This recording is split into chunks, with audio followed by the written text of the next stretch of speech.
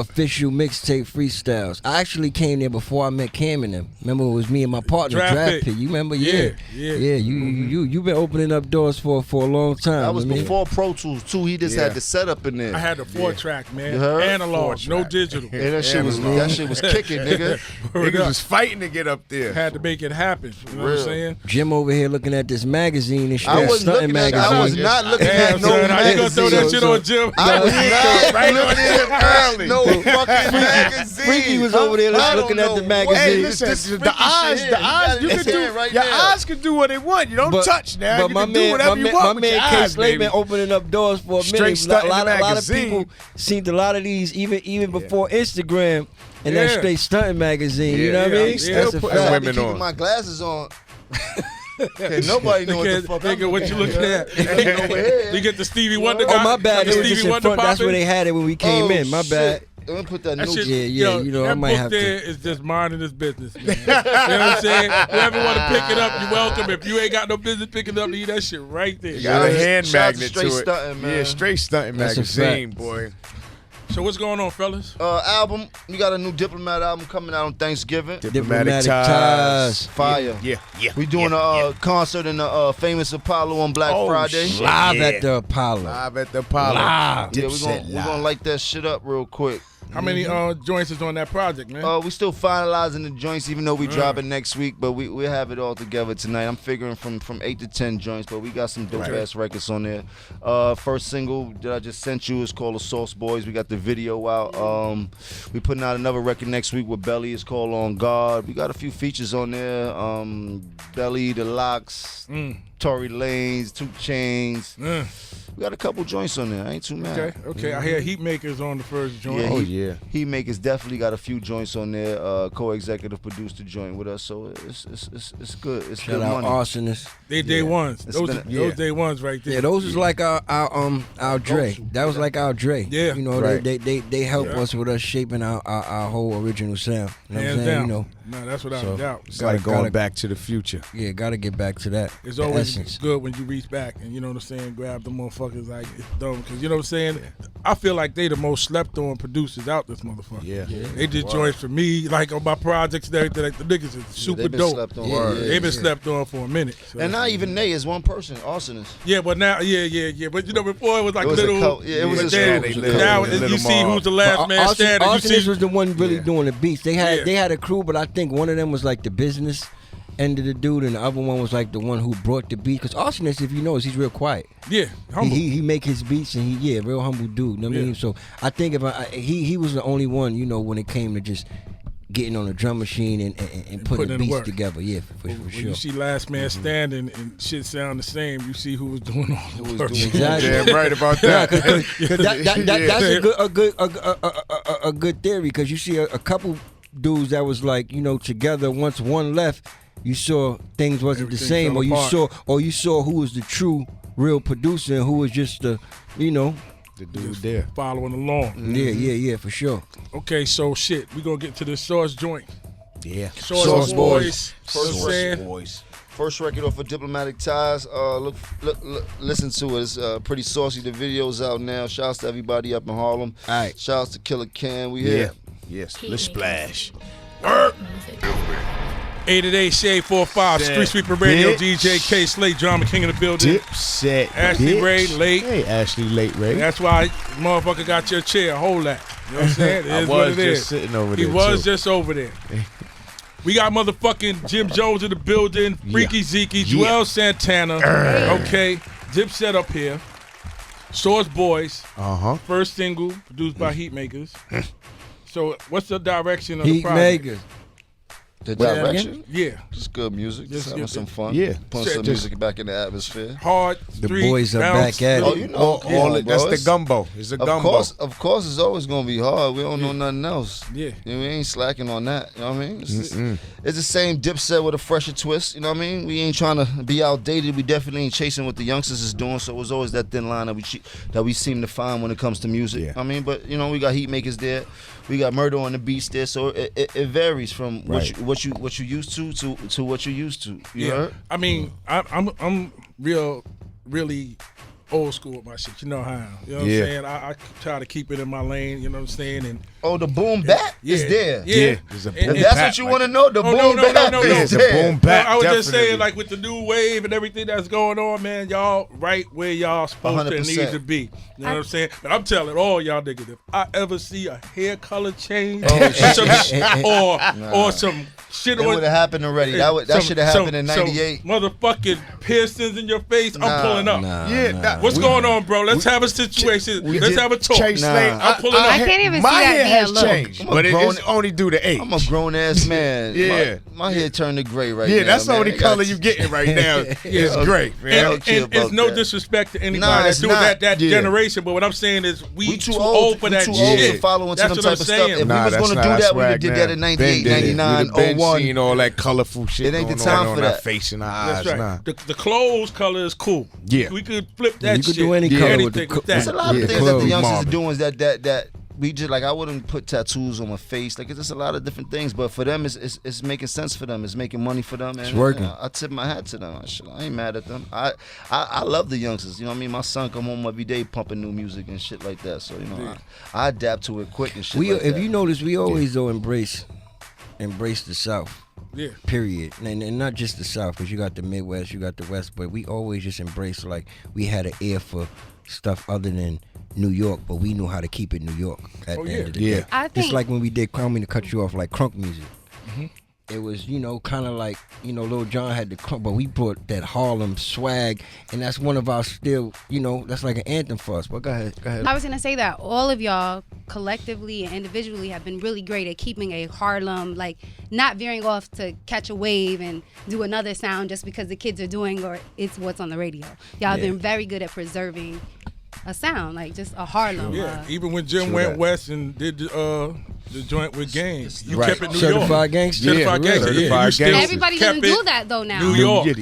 Even early on, like they was the first ones to embrace T.I. on this side. Yeah, like, you understand what I'm saying? Yep, Like 100%. We found the way to take other people's sound and put the New York swag on it, and it made sense for us. That's how we got to Atlanta and in the South, and that's why they loved us in the South, because we gave them something that they used to hearing, but we put that swag on it, and that was something that they wanted to see and shit like that. And we was really there to understand it too. We was playing flags in Chicago, in Ohio, in Atlanta. You know what I'm saying? Houston, early in the game, because we didn't have Apple Music to where you could just get on there and we had to hand out mixtapes out. We had to go there. We went to the malls and we were handing those mixtapes out. You dig what I'm saying? VCR tapes out. Going to the hood. You know what I mean? That ass. They had to see you. It was actual work. You had to go there. In order for niggas in Atlanta to know you had to go there. Houston, you had to go there. LA, you had to go there. Exactly. Promo was real. You know what I'm saying? The promo tour was real. And the mixtapes reached there because, that was a mandatory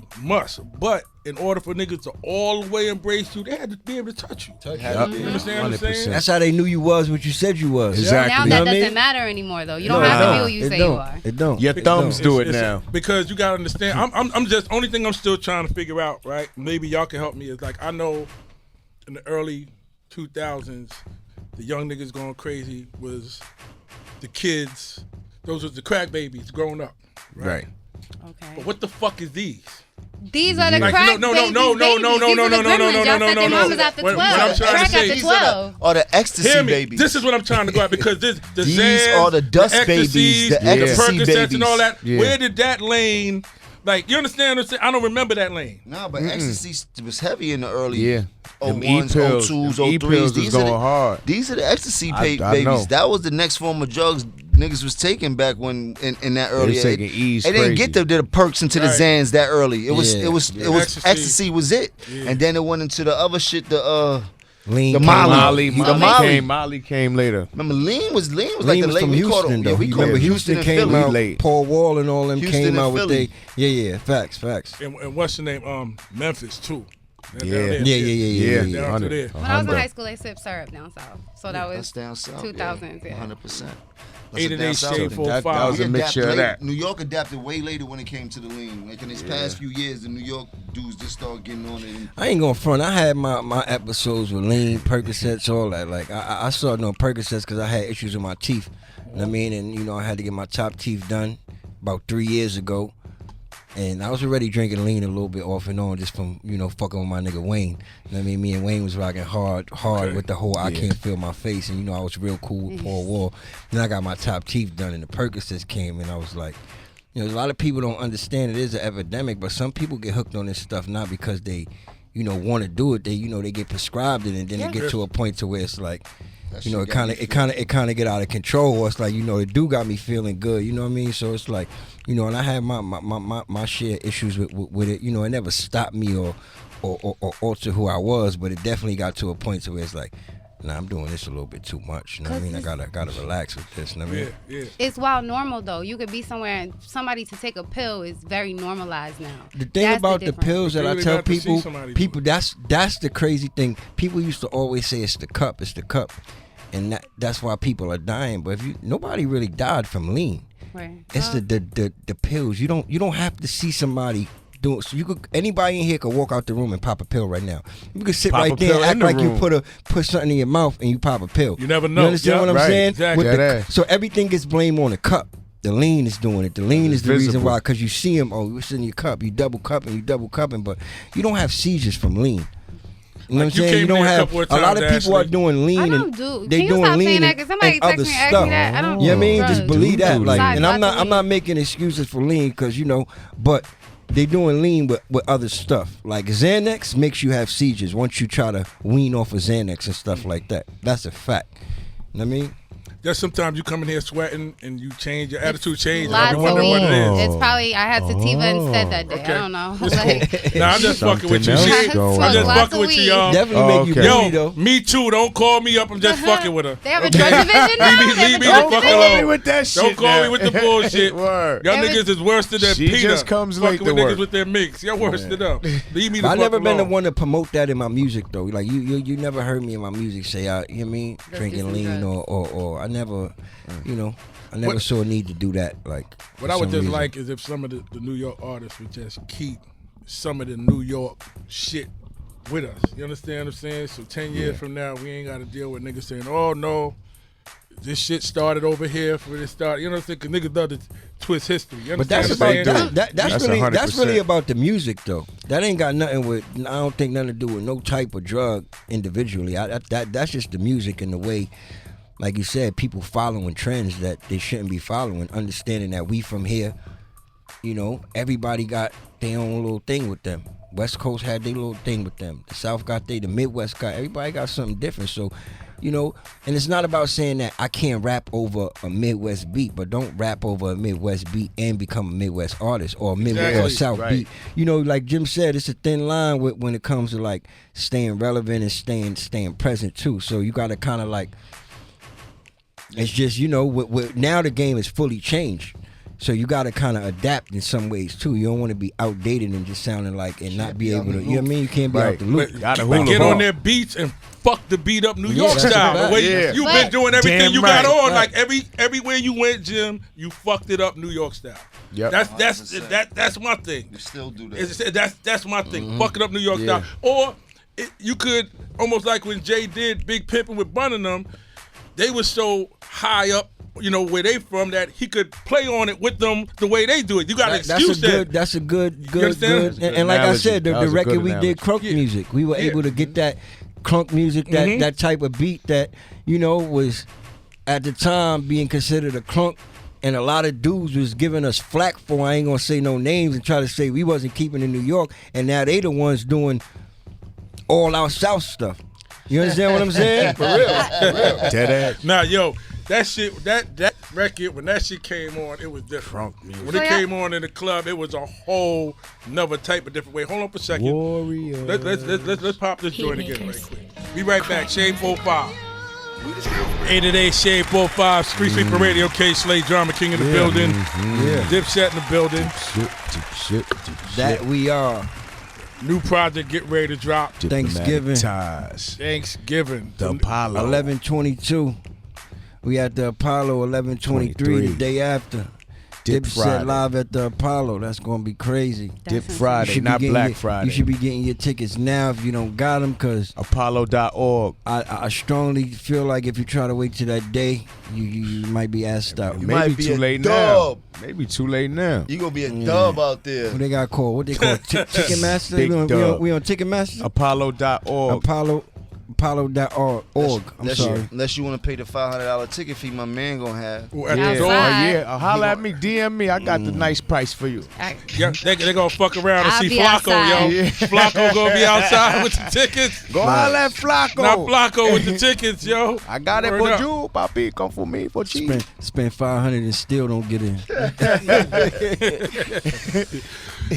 So I mean, what's up? Any merch coming, man? I mean, I'm seeing sweatsuits and shit like that. We got the Dipset Couture. Yeah, Dipset Couture.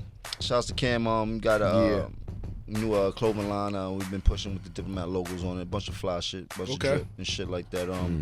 We're doing a Dipset merch package with the album coming out. Shouts to Bloody Osiris. He's one of the young dudes leading in that whole fashion world. He's pretty dope. He from Harlem too. He from the Polo Grounds. Okay. The little niggas are fashion beasts and shit like that. They be all in Paris, Milan, and dumb shit like that.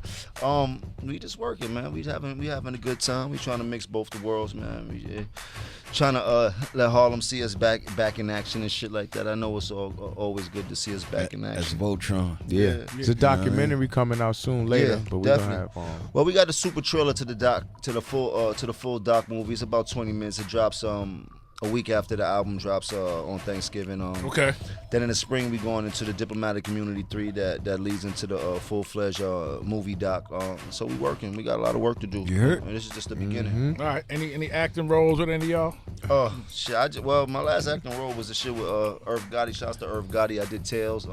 Cam just finished doing the movie. You know, Cam been doing whole movies and shit like that. So he got a movie that's about to come out, I believe, like Netflix, if I'm not mistaken, and things like that. But acting has been a natural progression. That's something that I would like to get into a little bit more. I mean, I wouldn't mind doing some acting. It's a difference between getting a $250,000 advance and getting a $250 million check. Damn right. From a fucking movie. You call it talent. You understand what I'm saying? Get talent report. I ain't gonna front though, okay. You gotta be making the movie. You getting $250 million. I don't think nobody get $250 million just for being talent. Yo. Yeah. But I understand what Tyler you mean. Perry. No, it's a big Tyler difference. Perry. Nah, we talking that. That's a fact. But at the end of the day, Tyler Perry. 9 times out of 10, y'all don't star in shit. Y'all do shit. Yeah. I remember you did one of the videos where niggas was jumping over the fence and running all over the place. Where you had produced. What video was that you produced? You talking about Santana's Town?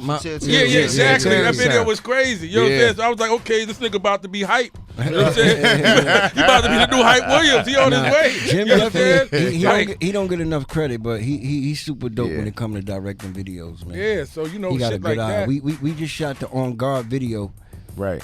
And they actually pulled up to my crib because I'm on an ankle bracelet right now, so I got to get permission to kind of like move around. So sometimes they tell me no, and that day they happened to tell me no, and Jim brought the video to my crib, set it up, and it looked like we on an army Afghanistan base somewhere. You know what I mean? The way they set everything up, and Jim's out there being an artist and kind of making sure everything's going good and the video came out crazy. It's like mostly all our videos Jim's actually shot. A lot of people just don't know that. Who did the joint when y'all did the Warriors? Jim. Nigga, that there. Yeah. That's what I'm saying. I remember you was on your shit. That's Oh boy, music. Hey Ma, all them shit. Yeah. That Warrior shit He was directed serious. other shit that ain't had nothing to do with the Diplomats too. State Property video. Didn't you Yeah, I just do one for Remy Ma? Remy Ma. I did a few artists.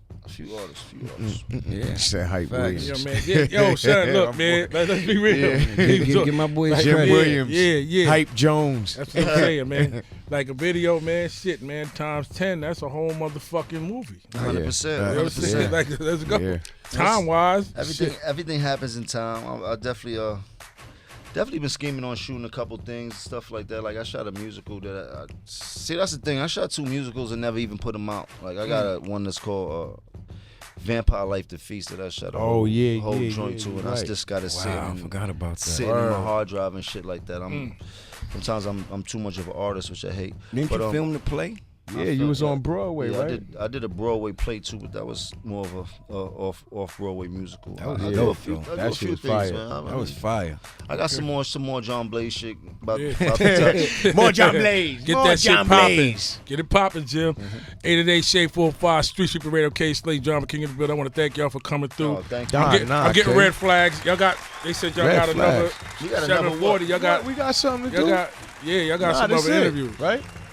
Nah, you sure? I'm going home. Yeah.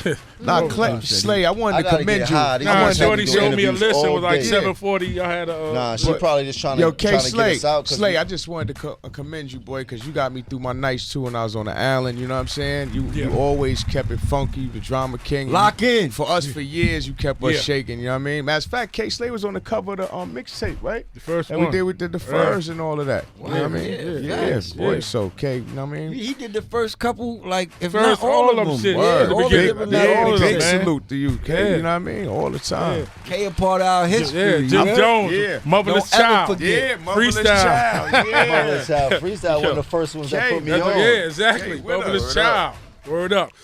Had a couple Again, thank joints. y'all for Tell coming Kay- through. Straight Stunting Magazine, So we're Kay. going to go out like this. The champions. Since we're going to do that. Huh?